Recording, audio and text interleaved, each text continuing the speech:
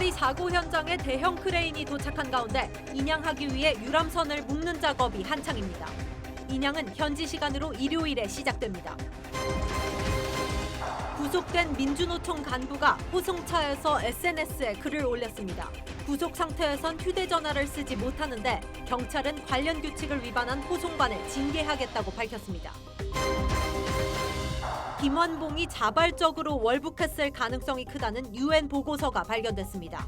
대통령 언급으로 정치권이 갈라선 김원봉 논란의 쟁점을 짚어봅니다. 트럼프 대통령은 오사카 G20 회담 직후 29일부터 1박 2일 일정으로 방한합니다. 시진핑 주석은 G20 회담 전에 방한설이 돌았지만 최종 무산됐습니다.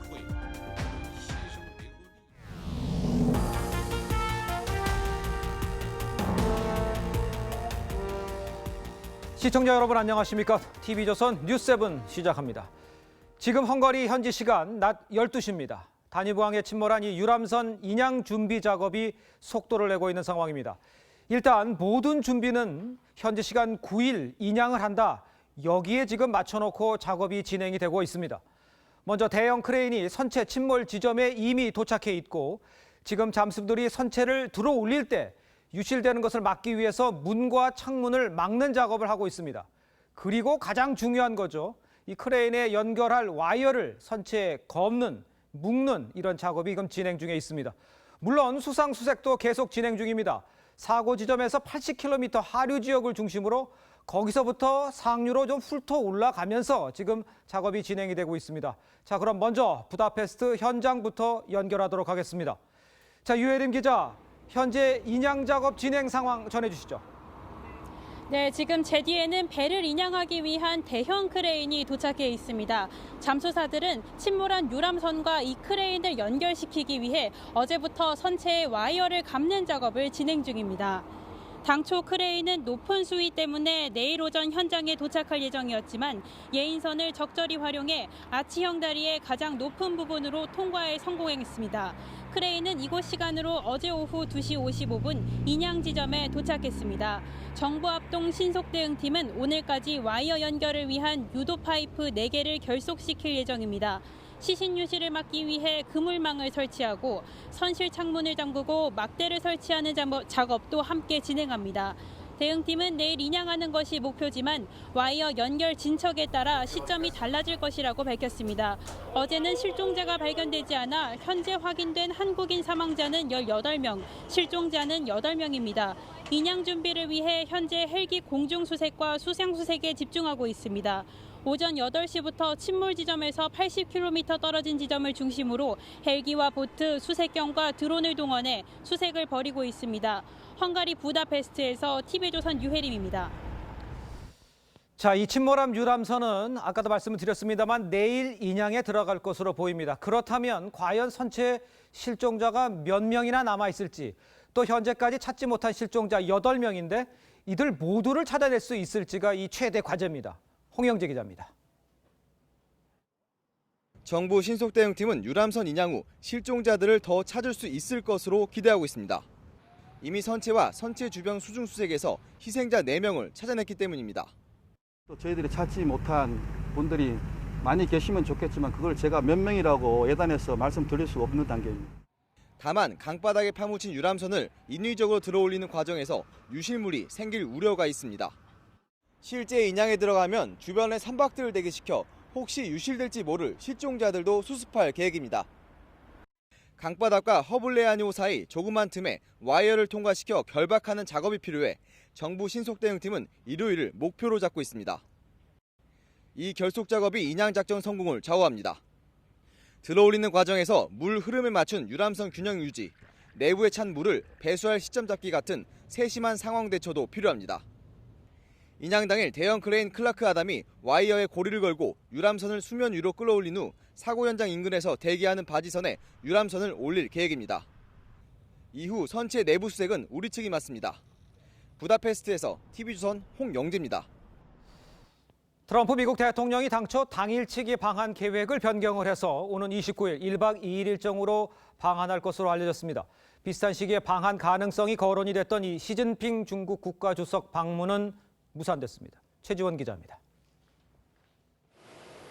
도널드 트럼프 미국 대통령이 일본에서 열리는 G20 정상회의 참석을 마치고 귀국길에 한국을 방문할 예정입니다. 트럼프 대통령은 오는 29일 오후 방한해 곧바로 문재인 대통령을 만난 뒤 서울의 한 호텔에서 1박을 하고 30일 돌아갈 것으로 알려졌습니다. 미국은 당초 30일 오전 당일치기 방한을 계획했다가 일정을 바꾼 것으로 안다고 외교소식통은 전했습니다. 다만 문 대통령도 29일 일본에서 귀국하자마자 한미 정상회담을 해야 하는 상황입니다. 때문에 밀도 있는 회담이 어려울 거라는 분석도 있습니다. 앞서 지난 4월 문 대통령의 워싱턴 방문 때도 한미 정상의 단독 회담이 지나치게 짧았다는 지적이 나왔습니다. 이번 회담에선 3차 미국 정상회담 재개를 위한 논의가 줄을 이룰 전망입니다. 격화되는 미중 무역 갈등 구도에서 반화웨이 대열 동참을 촉구하는 트럼프 대통령의 언급도 있을 것으로 보입니다. G20 정상회의 전후로 방한 가능성이 거론됐던 시진핑 중국 국가주석은 한국 방문을 하지 않는다고 정부 관계자가 전했습니다. TV조선 최주원입니다. 문재인 대통령이 현충일 추념사에서 언급한 김원봉이 자발적으로 월북을 했을 가능성이 크다는 미군의 첩보 보고서가 발견이 됐습니다. 김원봉은 6.25 전쟁 때도 점령지 통제와 전시 인력 동원 등의 임무를 맡았습니다. 안형영 기자입니다. 가 선생께 전하시오. 나 밀양 사람 김원봉이요. 조선 의용대를 이끌며 독립운동을 벌였던 김원봉은 1948년 북한으로 넘어갔습니다. 이를 두고 해방 후 친일파 경찰에 체포돼 신문받은 수모를 겪은 게 월북경이라는 얘기가 많았습니다. 하지만 국회 도서관이 소장 중인 1953년 주한 유엔 유격군이 작성한 첩보보고서를 보면 김원봉이 자발적으로 월북했을 가능성이 큽니다. 보고서에는 김원봉이 스스로를 좌파로 인식했고 북한 초대 수반인 삼촌인 김두봉과의 관계 때문에 월북했다고 적혀 있습니다. 김원봉은 월북 이후 국가 검열상에 올랐고 6.25 전쟁 직후에는 남반부 해방지역 인민위원회 중앙선거지도부의 일원으로 활동한 것으로 전해집니다. 점령한 우리 지역을 북한화하는 안정화 작전에 관여한 셈입니다. 전쟁이 한창인 1952년에는 북한 정권이 수여한 노력훈장의 첫 수상자가 됐습니다. 당시 노동신문은 미제 약탈자들과 그 주구들을 반대하는 전쟁에서 공을 세운 일꾼들에게 훈장을 수여했다고 보도했습니다.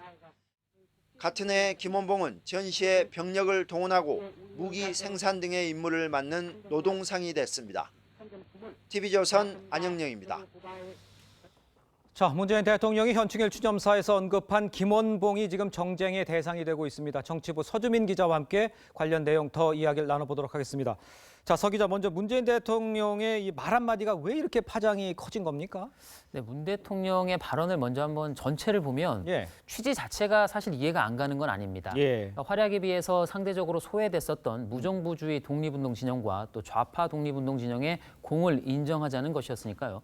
다만 그 과정에서 굳이 김원봉이라는 이름을 언급했어야 했나라는 의문이 생기는 것은 사실입니다. 그러니까 왜 하필 현충일에 추념식에서 추념사에 거기가 들어갔느냐 이렇게 봐야겠군요. 그렇습니다. 때와 장소 때문인데요. 물론 현충일이 6.25 전쟁 때 숨진 선열들만 뿐만 아니라 독립운동가 그리고 순직 경찰과 소방 공무원들까지도 함께 기리는 날이긴 합니다. 하지만 추모 대상 상당수가 6.25 전사 군인인데다가 6.25 전쟁에서 공훈을 세웠다면서 김일성으로부터 훈장을 받은 김원봉을 이렇게 거론을 하면서 그러니까 피해자들 앞에서 가해자를 언급한 이런 셈이 돼버린 겁니다. 그렇군요. 그렇지만 청와대 입장은 통합을 강조했다. 이렇게 지금 설명을 하고 있는 상황이죠. 그렇습니다. 하지만 실제로는 아시다시피 그 반대로 흐르고 있죠. 그 역사적 평가가 엇갈리는 인물을 대통령이 이렇게 직접 끄집어내면서 가뜩이나 통합이 안 되는 여야를 더 갈라놓은 상황이 돼버린 겁니다. 야당이 이제 반발하고 있는데 야당의 반반도 만만치 않아요. 마당의 입장은 어떤 겁니까? 그러니까 대통령의 발언이 김원봉에게 서운을 주기 위한 어떤 일종의 정지 작업이다 이런 의심 때문입니다. 예. 물론 청와대는 대통령 발언과 서운은 별개라는 입장을 견지하고 있죠. 하지만 항일 독립운동단체들이 오는 8월부터 11월까지 전국 대도시를 돌면서 김원봉의 서운을 추진하는 대국민 서명 운동을 전개하기로 하는 등 대통령의 발언을 계기로 실제로 서운 추진 움직임이 일고 있습니다. 예. 조선의열단 창단 100주년 기념 사업의 일환인데요. 예. 정부도 이번 기념 사업을 지원하는 방안을 긍정적으로 검토한다는 입장이어서 또 다른 파장이 예상이 됩니다. 그렇지만 현행 규정상으로는 서훈을 받을 수가 없는 거죠. 그렇습니다. 물론 그 사회주의 운동을 했다 하더라도 예. 북한 정권 수립에 직접적으로 기여하지 않으면 서훈을 받을 수 있도록 지난해 국가보훈처 규정이 바뀌었습니다. 예. 하지만 김원봉은 해방 이후 북으로 가서 북한 노동상과 최고인민회의 상임위 부위원장 등 예. 북한의 최고위직을 맡았습니다. 김원봉이 북한 정권 수립에 기여했다 이렇게 볼 수 있는 대목입니다. 예. 자, 근데 이제 이거는 좀 일각의 이야기긴 합니다만 이제 남북 간의 이제 이념 경쟁은 이미 끝난 상황이고 그렇다 그러면 이 독립운동을 이야기할 때 이 좌파 독립운동가를 좀 이렇게 넓게 표용해서 좀 받아들일 수 있지 않겠냐 이런 말은 좀 나올 수는 있을 것 같아요. 물론 충분히 일리가 있는 말입니다. 예. 하지만 문제는 6.25 전쟁으로 부모와 형제를 잃은 직접적인 피해자들이 여전히 생존해 있다는 점입니다. 김원봉이라는 인물이 독립활동에 기여한 목 못지않게 예. 6.25 전쟁 때 북한 지도자였다는 역사적 사실도 여전히 간과돼서는 안 되는 이유입니다. 그렇겠죠. 또 게다가 그 논의가 학계가 아니라 대통령의 언급에서 시작된 게 과연 옳은 일이었는지 이 부분은 분명히 생각해 볼 대목입니다. 그렇군요. 좀 생각을 해봐야 될 대목이 많습니다. 지금까지 서주민 기자였습니다. 잘 들었습니다.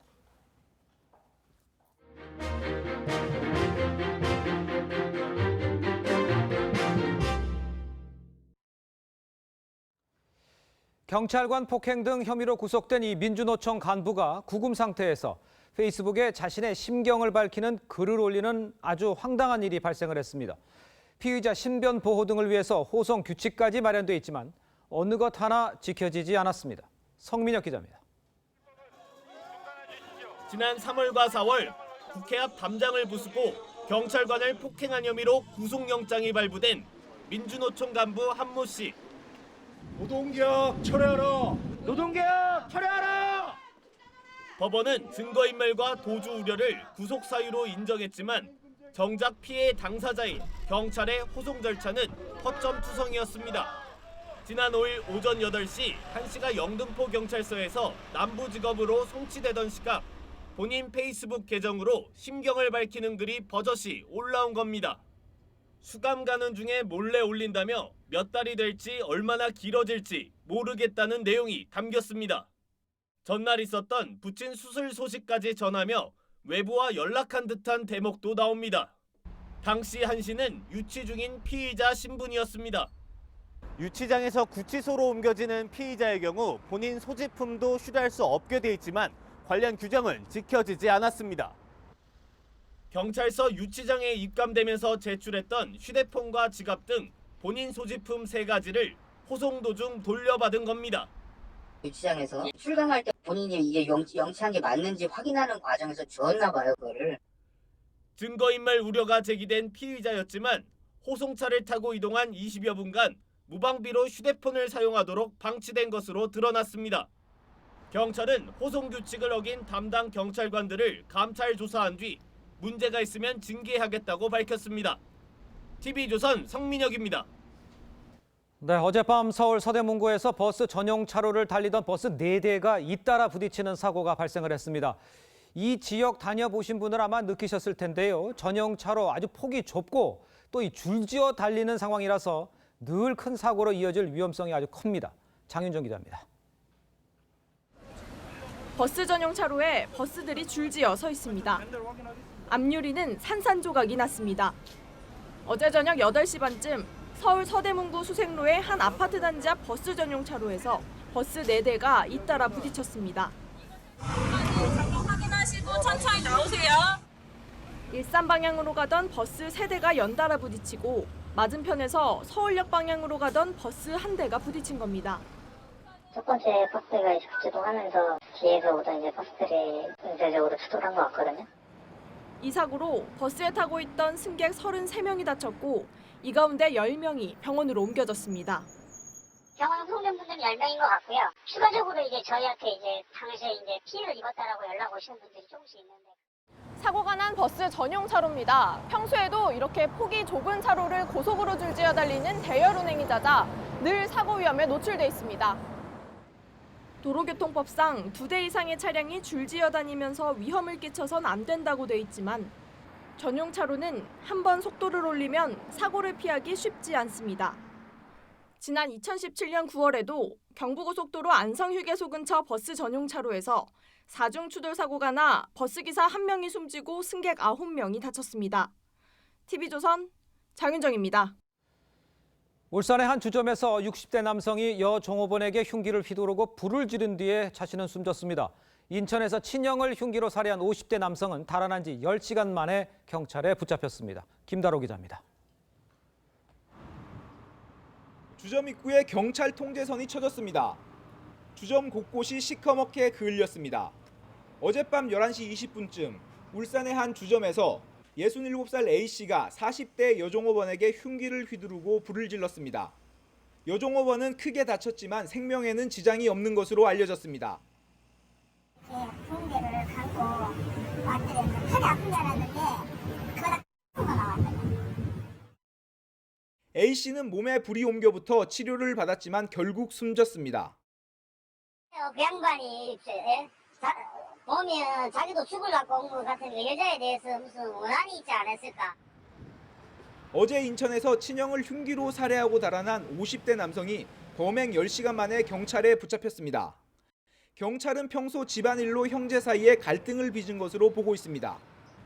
가정 문제로 평소에 감정이 안 좋았다고 그래요, 형하고요. 충남 당진경찰서는 자신의 아내와 불륜을 의심해 직장 동료를 흉기로 살해한 60대 남성을 붙잡아 조사하고 있습니다. 어젯밤 10시 50분쯤 부산 송정 톨게이트에서는 하이패스를 지나던 자동차가 요금소 직원 출입구를 들이받고 넘어져 50대 여성 운전자가 크게 다쳤습니다. TV조선 김다로입니다. 50여 년을 함께 산 남편을 살해한 70대 여성이 경찰에 붙잡혔습니다. 병원비 문제로 시작된 부부간의 사소한 말다툼이 비극의 씨앗이 됐습니다. 구민성 기자입니다. 출동한 경찰이 금은방 안으로 뛰어들어갑니다. 잠시 뒤 한 남성이 들것에 실려 나옵니다. 어제 오후 3시쯤 서울 전논동의 한 금은방에서 70대 여성 A씨가 남편을 살해했다며 112 상황실로 직접 신고한 겁니다. 경찰이 도착했을 때 남편이 이미 숨진 상태였습니다. 화병 치료를 위해 병원 입원비를 달라는 아내의 요구를 남편이 거절하자 싸움이 시작된 것으로 경찰은 파악했습니다. A씨는 체포에 순순히 응하면서 살인 혐의를 인정한 것으로 전해졌습니다. 이들 부부는 평소에도 다툼이 잦았던 것으로 알려졌습니다. 그저께 가면 이제 이렇게 소리 지르고 싸우더라고요. 우리 창문에서. A씨는 19살에 시집온 이후 남편의 외도와 무시로 모욕감을 느껴왔다고 주장한 것으로 전해졌습니다. 할아버지께서 자기가 살면서 힘들게 해서 자기는 이 사람을 이제 사람으로 안 하고 A씨는 범행 직후 경찰을 기다리며 남편을 가리켜 나를 그동안 고통받게 했던 대상을 상대로 범행을 저질렀음을 시인하는 자백성 메모를 남기기도 했습니다. 경찰은 A씨를 상대로 구속영장을 신청했습니다. TV조선 구민성입니다. 우리나라에서 암을 경험한 생존자가 170만 명을 넘어섰습니다. 치료 기술이 발달하면서 암은 불치병이라는 공식이 더 이상 통하지 않는데요. 암 생존자들은 아직 편견으로 일상과 사회 복귀에 어려움을 겪고 있습니다. 이유진 기자가 만났습니다. 암을 경험한 생존자들에게 가장 힘든 건 주변의 시선입니다. 내가 암 환자라는 사실을 얘기를 해야 되느냐 말아야 되느냐, 내가 이거를 얘기했을 때 회사에서 나를 뽑아줄까 하는 의문이 항상 들더라고요. 한 설문조사에서 암 생존자의 직업 능력은 정상인보다 낮다는 응답이 57%에 달했을 만큼 암 생존자에 대한 오해가 많다 보니 사회 복귀가 쉽지 않은 겁니다. 직장에 이제 복귀를 한다고 했을 때에는 직장 내에서 어떤 차별이라든가 편견 이런 것들이 가장 큰 문제가 되는 것 같습니다. 우리나라 암 환자 가운데 3명 중 2명은 암을 완치하고 살아가는 상황. 한국인의 기대 수명 82세까지 생존한다고 가정할 때 국민 3명 중 1명은 암에 걸릴 수 있습니다. 암 생존자들은 그동안은 암세포를 없애는 치료에 목표를 두었다면 이제는 암 치료 이후의 삶에 대한 관심이 필요하다고 말합니다. 터부시되는 그리고 좀 듣기 어려운 말, 그러니까 왠지 거부감 들리는 말이라고들 하시더라고요. 암에 걸렸어요라는 말이. 그래서 그런 것들이 자연스럽게 나올 수 있는 사회 분위기가 좀 조성이 됐으면 좋겠고요. 또 심리적인 안정뿐 아니라 직접적인 직업 재활 기회가 마련돼 사회로 돌아올 수 있기를 바라고 있습니다. TV조선 이유진입니다. 자유한국당 황교안 대표가 소설가 이문열 씨를 찾아가서 이야기를 나눴습니다. 지난 정부 블랙리스트를 두고 쓴소리도 나왔는데 황 대표는 부족한 부분에 공감한다 이렇게 말을 했습니다. 김정우 기자입니다. 문학서원 마당에 걸터 앉은 두 사람이 덕담을 주고받습니다. 저도 저 중학교 때는 문학 소년이었습니다. 공모해가지고 우수작을 받았습니다. 저는 뭐 그때는 아직 그 작가님 학생이 아니라서 별로 그런 걸 안 해봤는데. 자리를 옮겨 진행된 비공개 차담에선 쓴소리가 나왔습니다. 이문열 작가는 박근혜 정부 시절 문학의 블랙리스트는 서툴렀다며 결과적으로 손해는 자기들이 본 셈이라고 말한 것으로 전해졌습니다. 정치 현장에 있는 사람들은 아마 좀 더 책임 있게 대처해야 될 일들이 많이 있을 거예요. 황 대표는 지난 9년 보수 정치와 국정 책임에 대한 부족하고 아쉬웠던 점을 들었다면서 공감하는 부분이 많았다고 했습니다. 여주 이포보 현장을 찾은 황 대표는 정부의 4대강 도해체 작업을 막아내겠다고 했습니다. 이제 다리를 접해라고 그러는 사람들도 참 처음 봤는데 그러면 도안책을 마련해서 살 길들을 마련해 놓고 그다음에 뭐 철거하든지 말든지. 민주평화당 박지원 의원은 황 대표를 향해 땡볕에 돌아다니며 악을 써도 정부는 답하지 않는다며 국회로 돌아오라고 했습니다. 더불어민주당도 황 대표가 대권 행보에 전념한다며 국회 복귀를 요구했습니다. TV조선 김정우입니다. 문재인 대통령이 지명했던 유남석 헌법재판소장과 문형배 헌법재판관 그리고 박종문 헌재 사무처장 내정자 이들은 모두 우리법연구회 출신이라는 이 공통점이 있습니다. 어느 한쪽으로 치우쳐선 안 되는 헌재의 편향성을 우려하는 목소리 지금 높아지고 있습니다. 윤수영 기자입니다. 박종문 헌법재판소 사무처장 내정자 발탁엔 유남석 헌재소장의 입김이 상당히 작용했다는 후문입니다. 2009년 서울중앙지법 부장판사를 끝으로 퇴임해 변호사로 활동해온 박 내정자는 유 소장과 같은 우리법연구회 초기 멤버로 알려져 있습니다. 우리법연구회는 진보 성향의 판사 모임으로 유 소장 외에 지난 4월 임명된 문형배 재판관 역시 이 연구회 회장을 지냈습니다. 이 밖에 김기영, 이미선 헌법재판관은 우리법연구회 후신격인 국제인권법연구회 회원이고 이석태 재판관은 대표적 진보 성향 변호사 단체인 민변 출신입니다. 헌법재판관 9명 중 5명이 진보 성향으로 채워진 가운데 헌재의 복심으로 통하는 사무처장까지 우리법연구회 출신으로 선택된 겁니다. 헌재 사무처장은 인사와 예산 등 행정사무를 총괄하는 자리지만 소장을 대신해 국회나 국무회의에 출석해 헌재 재판 결과 등에 대해 발언할 수 있어 사실상 헌재 소장의 복심으로 통합니다. 헌재 관계자는 사무처장은 재판에 관여하지 않는다며 문제될 게 없다는 입장입니다. 헌재를 비롯한 법조계 요직이 진보 성향 인사로 채워지면서 이념 편향성을 우려하는 목소리도 높아지고 있습니다. TV조선 윤수영입니다. 주말인 오늘 전국 대부분에 미세먼지 없는 화창한 날씨가 이어졌습니다. 시민들은 바닷가를 찾아 뱃놀이를 하고 시원한 대나무 숲에서 여유를 만끽했습니다. 내일은 다시 천둥과 번개를 동반한 비바람이 불겠습니다. 오선열 기자입니다. 요트 수십 척이 파도를 헤치며 달립니다. 요트를 타고 시원한 바닷바람을 느낍니다. 바다에 나오니까요, 가슴이 탁 트이고요. 이 멋진 광경들도 볼 수 있고 이런 요트들이 많이 떠 있는 거 보니까요, 참 기분이 좋습니다. 항구 근처에는 시민들이 뱃놀이를 즐깁니다. 아이들은 물놀이를 하고 갯벌에서 물고기를 잡으며 신이 납니다. 화성 뱃놀이 축제에는 나흘 동안 관광객 15만 명이 찾았습니다. 망둥어와 우럭을 제일 많이 이렇게 잡히고요. 그다음에 다양한 조개들이 이 주변 연천 전곡마을에서 이렇게 채취하고 있습니다. 하늘을 향해 곱게 뻗은 대나무가 빼곡합니다. 축구장 12개 면적에 이르는 전남 담양 중록원 대숲입니다. 시민들은 대나무 숲을 거닐며 휴일의 여유를 만끽합니다. 날씨가 너무 시원하고 구름도 너무 예뻐서 진짜 힐링이 되는 날씨인 것 같아요. 대나무가 시원하게 쭉 뻗어 있어가지고 이제 보기도 너무 좋고. 오늘 낮 기온은 서울과 대전, 대구 28도, 광주는 26도까지 올랐습니다. 기상청은 내일부터 서울과 중부 지역을 시작으로 천둥과 번개를 동반한 강한 비바람이 불 것으로 예상했습니다. TV조선 오선열입니다. 지금 서울 잠수교에서는 TV조선이 주최하는 서울 푸드 페스티벌이 열리고 있습니다. 세계적인 요리사들과 시민들이 모여 맛과 흥을 돋우고 있다는데 현장에 나가 있는 취재기자 연결해 보겠습니다. 이미지 기자, 그곳 분위기 어떻습니까? 네, 서울 잠수교에 나와 있습니다. 오늘은 TV조선이 주최하는 푸드 페스티벌의 마지막 날입니다.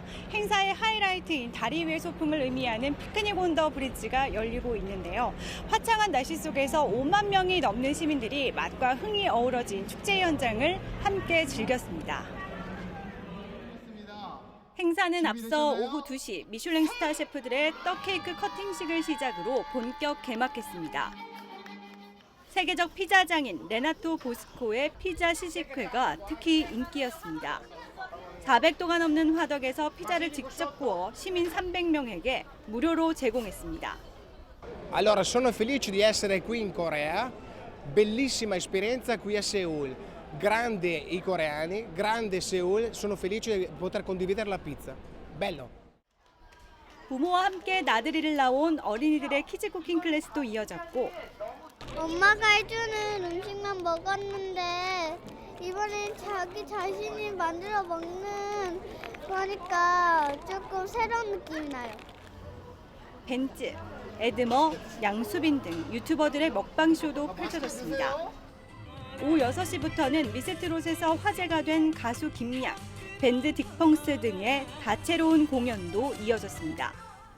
지금까지 서울 잠수교에서 TV조선 이미지입니다. 네, 미국과 러시아 군함이 동중국해 공해상에서 충돌 위기를 아주 가까스로 넘겼습니다. 이 두 거대한 군함이 불과 15m까지 근접한 겁니다. 지난 4일 러시아 전투기가 지중해 상공에서 미 해군 해상 초계기에 근접 비행한 지 사흘 만에 또다시 미러 양측의 군사 충돌 위기가 벌어진 겁니다. 유지연 기자입니다. 현지 시간 7일 오전 필리핀의 공해상. 미 해군 순양함 챈슬러즈 비람 쪽으로 러시아 태평양 함대 소속 구축함 비노그라도프함이 점점 다가오더니 두 군함이 곧 충돌할 듯 초근접합니다. 당시 두 군함의 거리는 15m 남짓. 국제법에서 정한 선박 안전거리가 914m인 것을 생각하면 일촉즉발의 상황입니다. 위험을 인지한 미 군함이 재빨리 뒤로 물러서면서 사고를 면했습니다. 미국은 러시아의 책임을 물었습니다. Unsafe and unprofessional. We'll have military-to-military conversations with the Russians, and of course we'll march them. 반면 러시아 측은 미 군함이 갑자기 진로를 바꿔 자국 군함의 항로를 가로질렀다고 반박했습니다. 지난 4일 지중해 상공에서 러시아 전투기가 3시간 동안 3차례 미 해군 초계기에 근접 비행한 지 사흘 만에 벌어진 이번 충돌 위기에 시진핑 중국 주석의 러시아 방문 기간에 맞춰 중국에 대한 지지를 표현한 러시아의 무력 시위란 해석도 나옵니다. Militarily, what they're trying to do is they're trying to challenge the United States at every particular point that they feel they can get away with it. 북한 문제와 무역 전쟁 등을 놓고 중러가 우호를 강화하며 미국과 대립하고 있습니다. TV조선 유지현입니다. 미국 뉴욕의 상징 타임스퀘어에서 테러를 벌이려던 남성이 경찰에 붙잡혔습니다. 이 남성은 신분을 숨긴 이 수사당국 요원에게 총기를 넘겨받다가 체포가 됐습니다. 김지수 기자입니다. 하루 38만 명이 찾는 번화가 타임스 스퀘어. 미국 대테러팀은 이곳에서 테러를 모의한 혐의로 22살 아쉬쿨 얼람을 체포했습니다. 그의 범행 계획은 수사당국의 치밀한 관찰에 걸려들었습니다. 얼람은 지난해 8월 신분을 속인 비밀 요원에게 범행 계획을 처음 언급했고 올해 1월엔 이 요원과 현장 답사까지 했습니다. Scary news for us, for building for everybody. Possible, like how that quiet person be like this, so it's very scary. 9.11 테러와 오사마 빈 라덴, 극단주의 무장 조직 IS를 지지하는 발언도 했습니다. 테러 도중 안경이 벗겨지는 상황에 대비해 시력 교정 수술까지 받았습니다. 수류탄과 총기, 자살폭탄 조끼 구입에 관심을 보이던 얼람은 비밀 요원에게서 권총 2정을 넘겨받다가 체포됐습니다. Very good people. The father, mother, very good. They are good, quiet people. 얼람은 12년 전 방글라데시에서 건너온 뒤 미국 영주권자로 뉴욕 퀸스에서 거주해 왔습니다. TV조선 김지수입니다.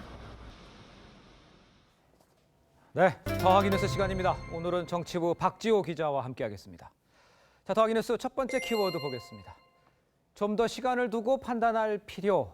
이해찬 민주당 대표인데 무엇을 더 시간을 두고 판단해야 된다는 거예요? 네, 이해찬 대표가 정부의 세종보 해체와 관련해서 조명래 환경부 장관에게 시간을 두고 판단할 필요가 있다는 의견이 있으니 감안해야 한다. 이렇게 말을 했습니다. 이해찬 대표는 어제 조 장관을 포함해 김현미 국토부 장관, 이계호 농림부 장관 등과 점심을 함께 했는데요. 이 자리에서 나온 말입니다. 이 대표의 지역구가 세종시인데 그렇다 그러면 그 전에 해체 대신에 유보를 요구했다 이렇게 볼 수도 있는 상황 아닌가요? 그런 해석이 나올 수도 있는데요. 이 대표는 4대강의 자연성 회복이란 과제가 중요하다면서도 세종보의 경우 완전 해체와 전면 개방의 결과가 대동소이하다면 조금 더 시간을 두고 판단할 필요가 있다는 게 세종시의 입장이다 이렇게 말을 했습니다. 이어서 이런 것도 감안해서 정책을 추진해야 한다 이렇게 말을 했습니다. 앞서 올 초 정부 4대강 조사평가위원회는 세종보와 죽산보를 철거하고 공주보는 부분 철거하는 등의 내용의 그 안을 냈고 이춘희 세종시장은 섣불리 해체해서는 안 된다며 반기를 든 바 있습니다. 그렇군요. 민주당 관계자는 세종시장의 얘기를 전달한 것이지 4대강 정책과 관련해 정책적 의지를 갖고 이야기한 것은 아니다. 이렇게 해명했습니다. 그렇군요. 자, 다음 키워드 볼까요? 스페인 가면 북보복. 이 대사관 그 침입 사건과 관련된 내용 같아요. 네, 스페인 주재 북한 대사관 침입 혐의로 체포돼서 미국에 기소된 한국계 그 크리스토퍼 안 측의 변호사가 안 씨가 만약 스페인으로 넘겨진다면 북한의 보복을 받아 목숨이 위험하다 이렇게 주장했습니다. 그러니까 스페인과 북한이 외교 관계를 맺고 있어서 북한에서 만약에 보낸 스파이가 스페인에 입국을 해서 안 씨를 납치하거나 또 납치를 해서 김한솔의 행방을 묻기 위해 고문하거나 혹은 그 대사관 침입을 보복하기 위해 살해할 수도 있다. 이런 주장인 겁니다. 앞서 자유조선은 최근 김정은의 조카이자 김정남의 아들인 김한솔을 구출하는데 크리스토퍼 안이 개입돼 있다면서 안 씨와 김한솔이 함께 찍은 사진을 게시한 바 있습니다. 그렇죠. 자, 마지막 키워드 보겠습니다. 조롱하고 주먹질. 이게 무슨 내용입니까? 네, 지난달 30일 영국 런던에서 벌어진 일입니다. 명물 2층 버스를 타고 가던 20대 여성 동성 커플이 그 같은 버스에 있던 10대 청소년들로부터 폭행을 당했습니다. 멜라니아와 크리스라는 이 20대 커플에게 그 남자 청소년 4명이 다가와서 동성애 혐오적인 발언을 쏟아냈으며 키스를 해보라 이런 식으로 조롱하면서 요구를 했다는 겁니다. 커플은 당연히 거부를 했고요.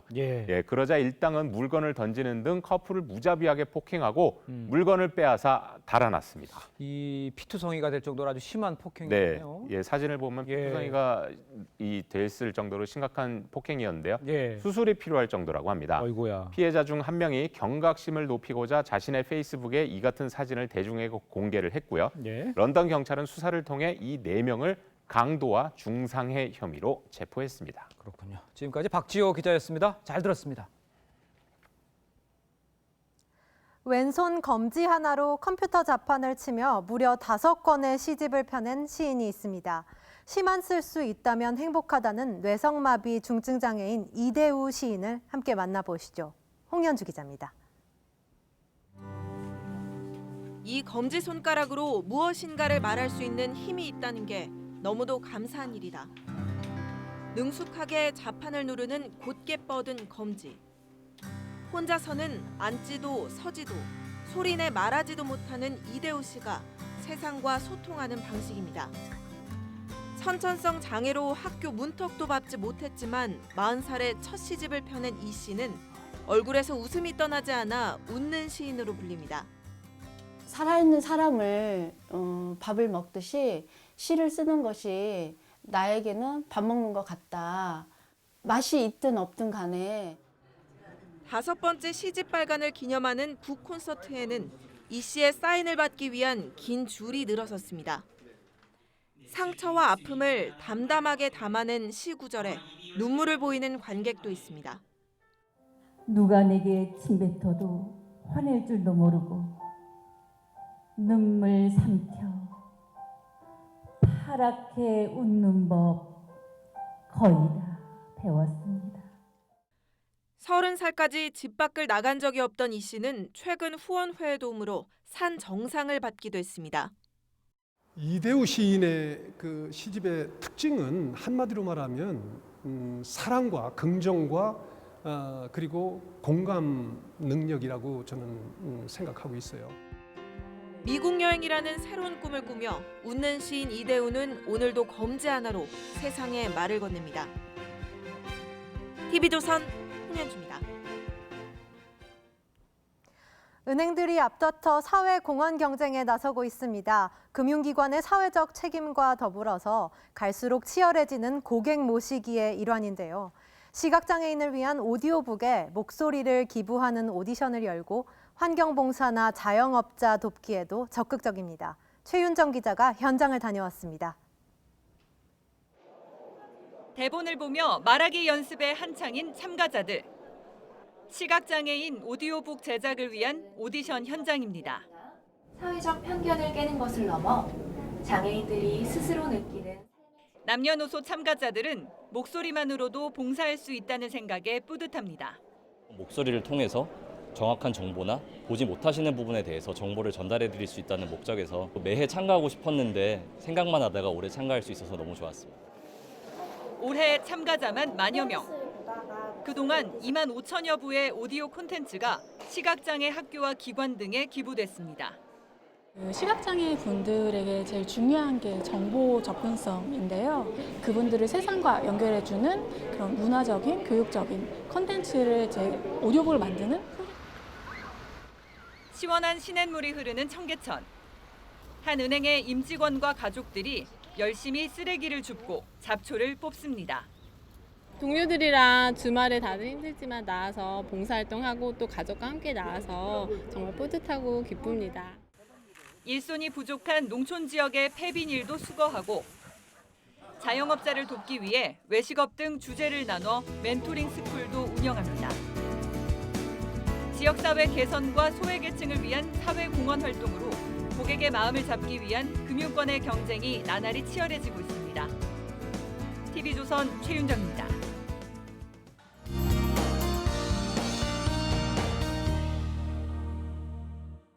네, 오늘 전국 곳곳에서 해무리가 관측됐습니다. 해양 주변 원형 빛깔 무지개인데 이 햇빛이 대기 속 수증기에 굴절돼 태양 주변으로 둥근 원 모양이 나타나는 현상입니다. 내일은요, 비가 오는 하늘이 예상되는데요. 낮부터 서울, 경기, 영서에 비가 오겠고 밤에는 중부, 전북으로 확대가 되겠습니다. 이 비는 모레인 월요일 오전까지 이어집니다. 대체로 5에서 40mm 정도 예상이 되는데 수도권, 충남, 전북 지역은 최고 80mm까지도 내릴 수가 있습니다. 또 내일 새벽부터 아침 사이 안개가 짙게 끼겠습니다. 교통안전에 유의하셔야겠습니다. 또 내일 아침에도 서울, 경기, 영서에는 소나기가 지날 것으로 보이고요. 동해안 쪽은 꽤 적은 양의 비만 예상되고 있습니다. 내일 기온 살펴보겠습니다. 아침 최저 기온 곳곳이 17도 내외로 시작을 하겠고요. 낮 최고 기온은 여기서 크게 오르는데요. 서울, 전주 27도, 울산 22도, 대구 26도 예상되고 있습니다. 화요일부터는 쭉 맑겠고요. 기온은 더 올라서 30도 내외로 오를 전망입니다. 날씨였습니다. 강력한 비바람 뒤에 오늘 미세먼지 없이 맑고 쾌청한 날씨 보였습니다. 네, 그런데 내일도 또 이 천둥과 번개를 동반한 비바람이 온다고 합니다. 이 하루 걸러 기온 내려가고 또 거친 날씨 이어지는데 이 개인 건강 관리 또 시설물 점검 꼼꼼히 하시기 바랍니다. 이상으로 토요일 TV조선 뉴스7 마칩니다. 저희는 내일 다시 찾아뵙겠습니다. 시청해주신 여러분 고맙습니다.